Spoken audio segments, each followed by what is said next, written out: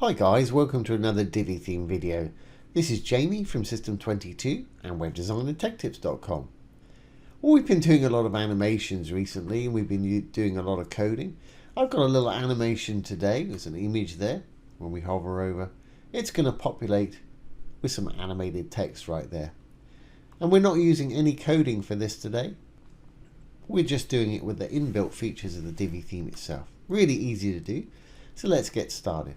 I'm going to enable the visual builder. Once enabled, let's go down. I've got a section here, blue tab. Inside the section I've got a row, the green tab that's got 2 columns in it. Use whatever structure you want for yours. Okay, to do this today I'm just using a call to action module without a button. If I roll down, there's a call to action module. Let's move this over here. Obviously put whatever you want your title to say there. I'm going to leave mine exactly as it is. If you want a button, you can put a button in here, put what you want your button to say. You may notice there's no button there. Before buttons are going to show up, you need to put a link for a button in. Just put any link wherever it is you want to take your visitors right there. And as you can see, the button will show up. I'm not actually going to put a button in mine. I'm just going to leave it as pure text overlay.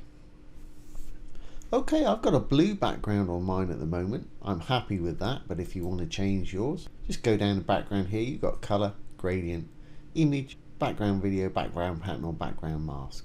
I'm going to leave mine on the blue for the time being. I think I might change that a little bit later though. Okay, well let's make this the shape we want it, because the shape of our module here actually dictates of how much of the image we're going to see. If you watch any of my other text to image hover videos, you'll know that the image resides in the column behind there. So I'm going to make this a little bit taller. I'm going to go to my design. I'm going to go to sizing. I'm going to give it a height of 300 pixels. Just put in the 300, it'll put in the pixels. If you want to, and you're going to use this on this hover effect on tablet and mobile, you can go in there, roll over the dark writing, and this is common to all Divi modules. Once you roll over the writing, you'll see some little icons appear. There's a little mobile phone there. You can set separate values for tablet. Let's roll down a bit. Yeah, I think 300 is going to work for that too. And let's check it on mobile phone. All that text fits in there. We could shorten it up, but I'm just going to leave mine like that. And I'm happy to display that much of the image on mobile there. So let's go back to our desktop version. We'll move this back over here. I want to move that down just a little bit by giving a bit of padding at the top. So let's close up sizing. And we'll go into spacing for padding. Padding top, I'm going to give say 80 pixels. I think that's what I used before. Obviously put whatever centralizes your text, or put your text wherever you want it there. Okay, for the left and right, I'm going to do something crazy here. I'm going to give it 50% padding on either side. So I'm going to say 50 and the percent side. As you can see, let's now squash that up over here. I'm going to do the same for the right. Simply by clicking the chain, it'll do the opposite side. And what that done, that squished our text up as small as it will go in the middle here. And this is how we're going to create that text populating effect. But you may notice we got a bit spilling out down the bottom here. I don't want to see any of that. Because we've given this a fixed height, we can hide that quite easily by going over to advanced. I'm going to go to visibility, horizontal and vertical overflow. I'm going to hide both. Switch both from default to hidden. And as you can see already, that text has disappeared, because it's not showing anything that's falling out of our 300 pixels deep here. Well, that doesn't look very good. So when we hover over it, really we want to see an image, then we want to see this text sort of populate in and the blue color to come in. So we've got to create a hover effect for that. So if we go back to our padding now, back into design and spacing, we can set a hover state. And again, this is common to all Divi modules. If you roll over the dark writing, those little icons will pop up again. Go to the thing you want to adjust, padding in my case here. There's a little arrow there. We can set a desktop state when the mouse is not on it, and a hover state when the mouse is on it. So desktop, it's going to look like that. When we put the mouse on it, I'm going to change that 50% to 5%. It's going to roll back just like that. Now the time that it takes to actually go from desktop to hover by default with Divi is 300 milliseconds. That's pretty quick. I like to slow mine down for a little bit of drama. So to do that, we can pop back over to the advanced again. If we go down to transitions here, there's the default 300. I'm going to put mine up to say 600. 0.6 of a second. Don't want any delay, want it to happen as soon as the mouse touches it. And my go-to transition speed curve for hover effects is ease in out.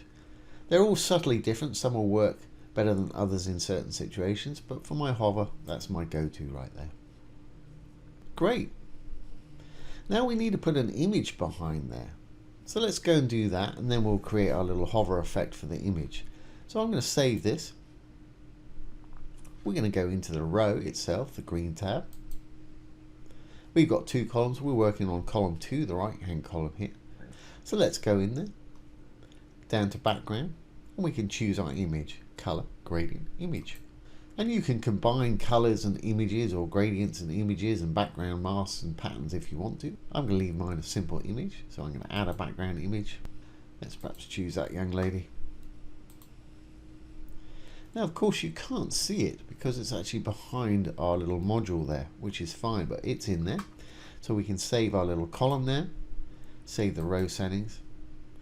We can go back in here and set our little hover state. To do that, back into the CTA module. This time I'm going to go to design, and I'm going to go down to filters. If we look down here, we've got a filter called opacity. If I drag it down, you'll see the actual CTA module disappears and the image bleeds through. So let's do the same as we did before. Hover over the dark writing, get up the little arrow, desktop state. That's exactly what I want to see, just the image. When they hover over it, I want to bring it back. So we've got this. And because of the transition time that we gave it, and because it's going to fade from squishing up that text in the middle there, you'll see that text being populated over the 600 milliseconds that we put in there. I'm actually going to take a bit of that blue away on hover, just so we can see a hint of the picture. So to do that, go back to the content, back to background again. There's our blue. I'm going to click on the blue color field, and this variegated slider here is opacity. I'm going to take it down just a little bit. So I've got a hint of that picture behind, but I can really read that text well. And that's entirely up to you, but it just adds a little interest value in my opinion.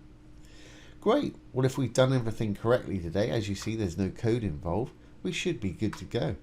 So let's save our call to action sentence. Save draft or publish if you're ready. And let's exit the Visual Builder. Once exited, we can go on down. There's our little image of the young lady there. And when I hover over, you can see that text is sort of populating in. And if you wanted to, you could slow it down even more for a bit of grace, but I think I'd put 600 milliseconds on there, same as I did for our one before over here. But I'm happy with the way that that's working for me. Like I say, these hover effects really work best on desktop. They'll work fine on tablet and mobile. Of course, people will have to tap rather than just hovering over. But if people are mousing around your site, this sort of thing happens. It's going to get their attention really quickly, which is what you want. So I hope you've enjoyed this today and found it useful. Don't forget, if you have any questions, pop them below the video. I'll do my best to answer them for you, or make a little demo video like this one. Once again, this has been Jamie from System22 and webdesignandtechtips.com. Thanks for watching.